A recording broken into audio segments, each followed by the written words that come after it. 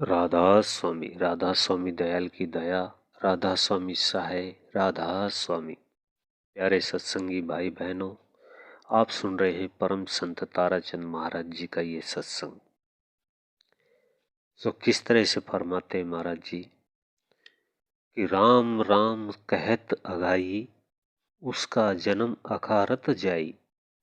जो राम राम कहते हैं और उन्हें मंजिलों का पता नहीं है, जो अपनी मनमर्जी से जपते हैं, वे अपने घर नहीं पहुंच सकते, चाहे हजारों माला फेरते रहो। मैंने ये दो प्रमाण दिए कि वे मनमुख जाप करते हैं। मनमुख क्या करेगा और कहाँ जाएगा? इसलिए सतगुरु तो अपना नाम देकर अपनी रेडिएशन भी छोड़ता है।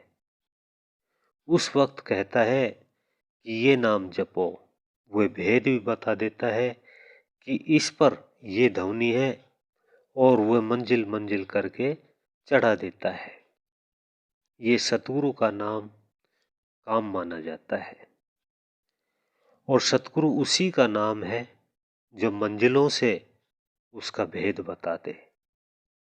जो उसको समझ जाता है वह तिर जाएगा। इसलिए ही सतगुरु का नाम 9 करोड़ लाल होता है। ये जो मनमर्जी से नाम जपते हैं, वे राम राम कहता घाई, वह बात मेरे समझ में आ गई। ये बिल्कुल ठीक कही है, क्योंकि मैं गरीब था। भिवानी शहर में एक ब्राह्मण के घर में सानी काटने के लिए आया। वह हमारे दिनोद मंदिर में गया हुआ था पूजा पाठ करने के लिए। वह बोला, आप मेरे मकान पर जाकर सानी काट आओ, मैं आपको 2 आने दे दूंगा। मैंने कहा लाओ।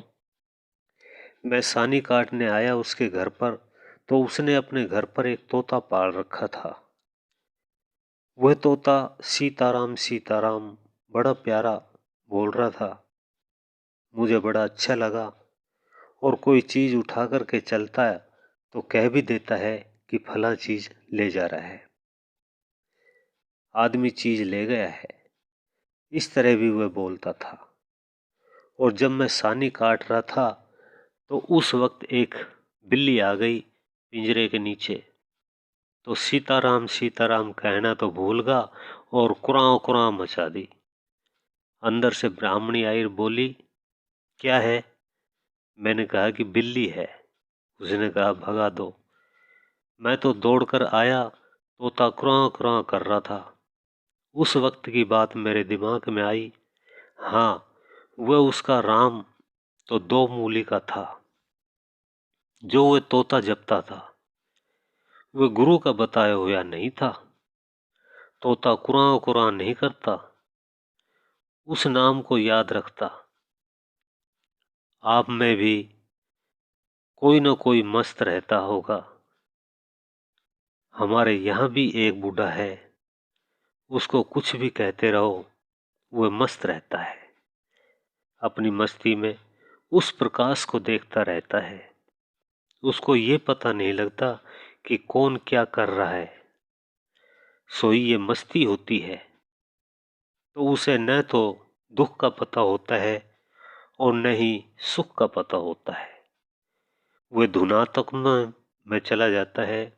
इसलिए वर्णात्मक जाप जपता था और बिल्ली के दिखते ही कुराट कुराट करने लग गया।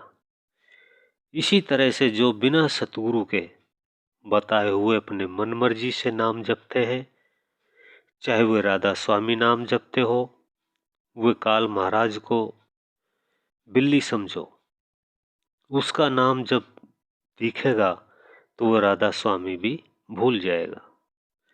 राधा स्वामी नाम तो तभी तुम्हारे काम आएगा जब तुम्हें मंजिलों का पता लग जाएगा कि उसके नीचे 5 ध्वनियां हैं और उसके नीचे 2-3 और मंजिल भी है, और आखिरी मंजिल 18वीं पर राधा स्वामी की ध्वनि है और उसका पूरा पता है, तो राधा स्वामी नाम तुम्हें धुर ले जाएगा। अब जो बिना भेद के राधा स्वामी जपते हैं, ये वर्णात्मक है, और उरले व्यवहार का है, और तुम तब भी नहीं तिरोगे। मैं बेधड़क होकर के क्यों बोलता हूँ? मैं कोई दावा नहीं करता हूँ, पर ये बताना है, इसलिए ही राम को क्या कहते हो? फिर तो ऐसा ही राधा स्वामी नाम है, और ऐसा ही ओम है, और ऐसा ही वाहेगुरु है। ये तो लफ्जों के नाम है। उसके बारे में स्वामी जी कहते हैं कि लिखने पढ़ने में आया, ये वर्णात्मक कहलाया। जो जुबान से जपते हैं वे वर्णात्मक नाम है, और जो ध्वनि सुनते हो वो धुनात्मक नाम है। इसको संत कहते हैं कि वर्णात्मक नाम से मुक्ति नहीं होती, धुनात्मक नाम से मुक्ति होगी।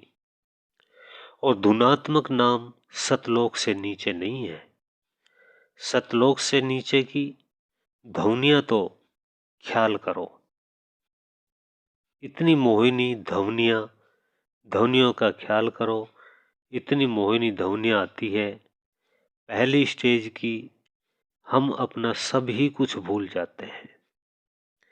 जब सतगुरु के स्वरूप की जरूरत पड़ती है तो उस मंजिलों में भेद की जरूरत पड़ती है कि ये ध्वनि काल की है या दयाल की है, ये इस मंजिल की है और ये ध्वनि उस मंजिल की है।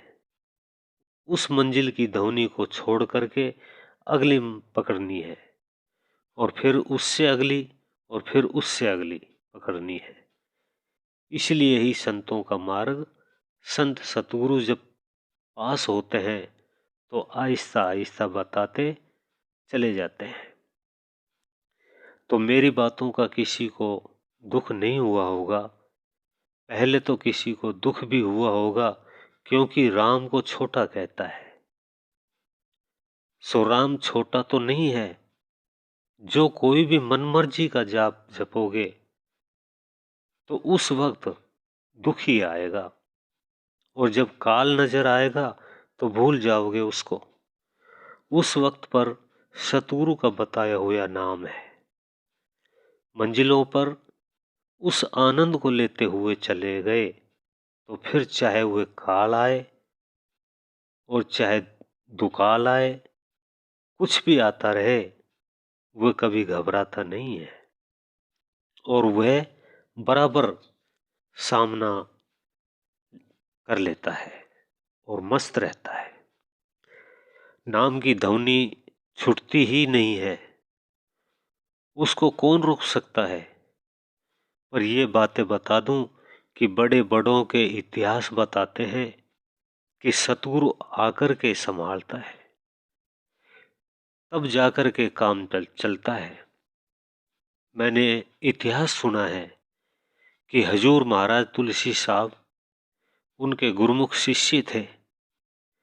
उनका नाम था गिरधारी दास। तुलसीदास स्वामी जी महाराज के पास में आया करते थे।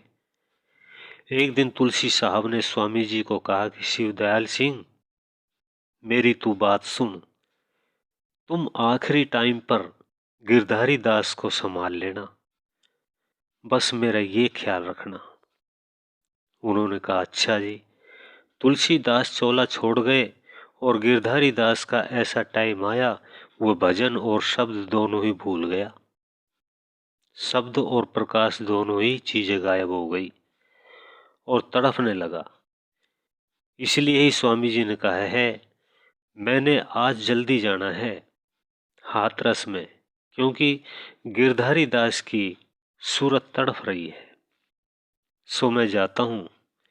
मुझे उसके बारे में तुलसी साहब कह गए थे, मैंने उसका ये इतिहास सुना है। तब वे गए और स्वामी जी महाराज ने उनको देखा और देखते ही कहा, गिरधारी दास, क्या बात है? क्या शब्द सुनाई नहीं देता है? प्रकाश दिखाई नहीं देता है? गिरधारी दास ने कहा, आपको देखते ही शब्द भी सुनाई देने लग गया और प्रकाश भी दिखने लग गया है। सो उनकी रेडिएशन से टकरा गई। सो चुंबक उसी लोहे को खींचता है जिस पर जंग नहीं लगा हो।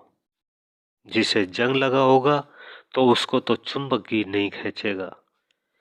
पारस उसी को सोना बनाता है जिस लोहे के जंग नहीं लगा हो, और जिसको जंग लग गया है तो उसको तो सोना नहीं बना सकता। इसलिए ही संत सतगुरु भी उसी को खींचते हैं और उसी को रेडिएशन देते हैं जो अधिकारी होता है और पवित्र होता है। उसके ऊपर दया व रहम कर देते हैं और फिर वे अपना काम खुद ही करना शुरू कर देते हैं। अभी आप सुन रहे थे परम संत ताराचंद महाराज जी का ये सत्संग। इससे आगे का भाग सुनने के लिए वीडियो को लाइक करें, चैनल को सब्सक्राइब करें, ज़्यादा से ज़्यादा शेयर करें और सभी सत्संगी भाई बहनों को राधा स्वामी।